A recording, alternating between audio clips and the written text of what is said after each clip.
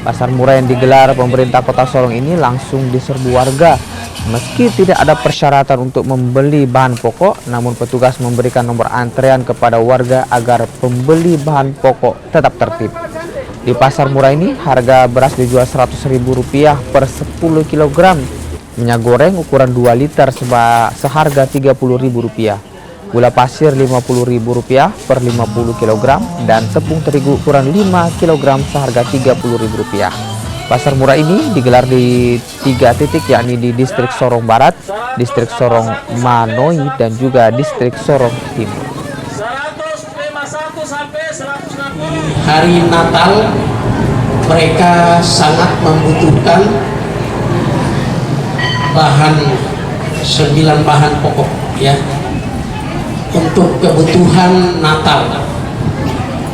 Kita semua tahu biasanya di setiap perayaan hari-hari, baik itu hari raya Natal dan juga hari raya Idul Fitri dan hari-hari raya yang lain, banyak sekali harga barang di pasar itu melonjak.